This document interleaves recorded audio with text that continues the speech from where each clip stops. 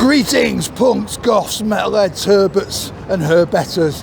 My name's John and this is the Health Anarchist channel. Well, today I'm not somewhere quiet and peaceful for a walk.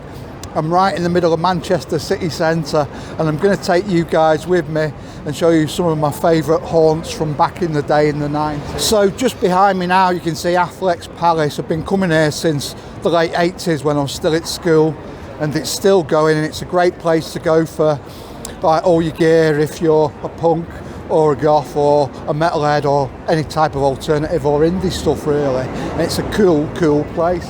Right, so my mate Rachel, I'm meeting her today, and I said the front entrance but I reckon she's gone to the side entrance. See if you can spot Rachel. I'm just walking up now.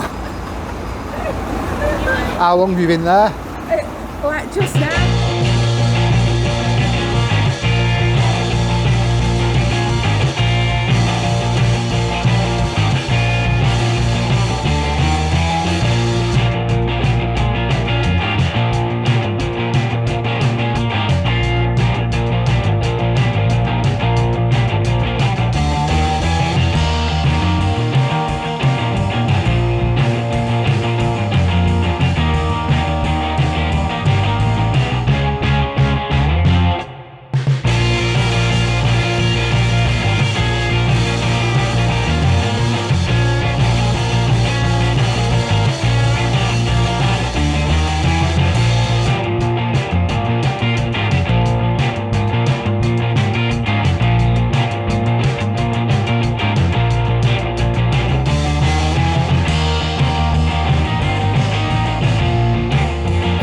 So I've just come here Affleck's and I bumped into some friends, Steve, Julie, Adam.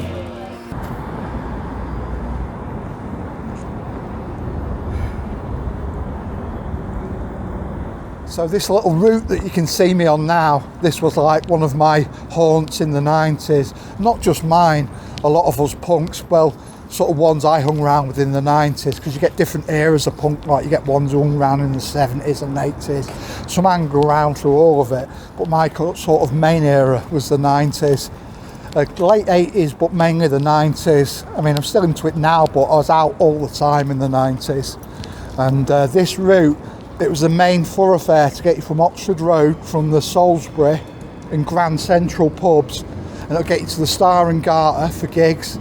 And it would also get you to the train station if you got gigs in other cities, and it get you to the Retro Bar, which used to be the Swinging Sporran for gigs. And it's just, as you can see now, it's really quiet.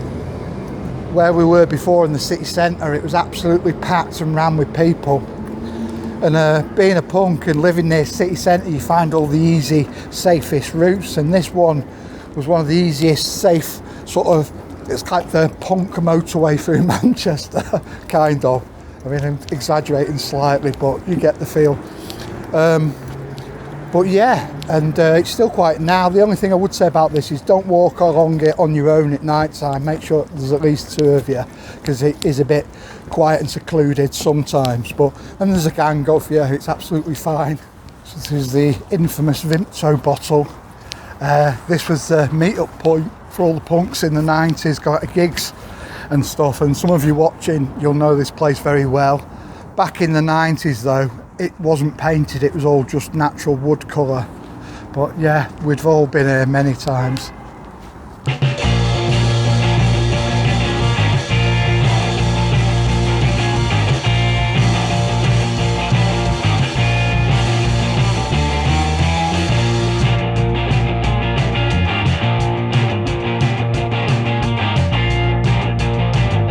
See, we've just been sat down at the Vinto Bottle for a bit, having a few drinks, chilling out, paying homage to the old punk days in the 90s.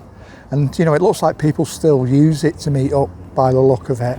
So it's cool it's still being used for its intended purpose as a meeting place for punks. So Alan Turing.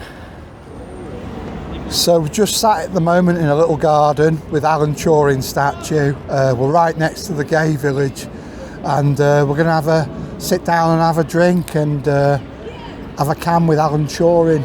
And yeah, so with us being near the gay village, I've said in earlier videos there was a bit of a link between punk and the gay clubs, especially back in the 70s and early 80s, because used to be having the same alternative clubs.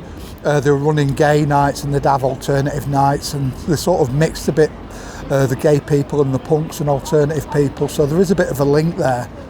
So we're just on our way down now to somewhere very special, and it's what I would class as the heart of alternative Manchester. I'm going to bring you guys with me.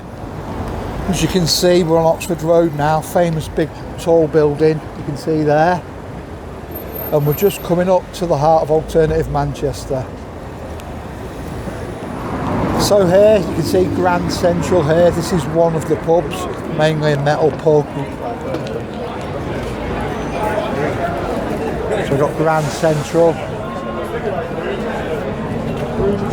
This is mainly a metal rock type pub, and just behind it here we got the Salisbury pub.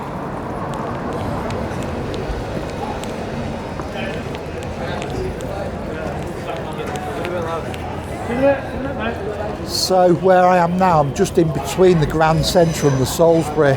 These little cobbles there. Now, this is the heart of alternative Manchester. If you think of it like a heart with two valves, you've got the Grand Central and then the Salisbury. Now, I've been coming here since the late 80s. You know, in the punk days in the 90s, we used to be sat round outside drinking our own cans and bottles of cider. But I'm a bit more civilised now, so we'll go indoors for a pint at both of them. But yeah, it means a lot to me, this, and it means a lot to a lot of alternative people. It's mainly metal and rock people who come here, but also loads of punks, goths and alternative people, and people who aren't any of those come. So this always means so much to me. My home city of Manchester, and this is the alternative heart. When I've been on many adventures from here, people usually start off and usually go here, have a few drinks, then you go to one of the rock clubs. And I mean, even now you could come here and then go to Satan's Hollow Rock Club, or you could come here and then you could go to a gig. You could go like down to the academies down the road, or you could go on that quiet lane, that sort of secret punk route that I've shown you, and go there straight to the Star and Garter or to the Retro. I'm not sure if it's still running the Retro bar for gigs, but that's another one of the gig places. So yeah, if you've been to Manchester, and if you know me, you'll know these places well. If you've never been to these places, come and check them out. Right, so I'm going to wrap this video up. I hope you enjoyed our little adventure in Manchester city centre, showing you some of my old haunts. If you did enjoy the video, please don't forget to give us a like and subscribe. And until the next video, please take care, keep safe, bye.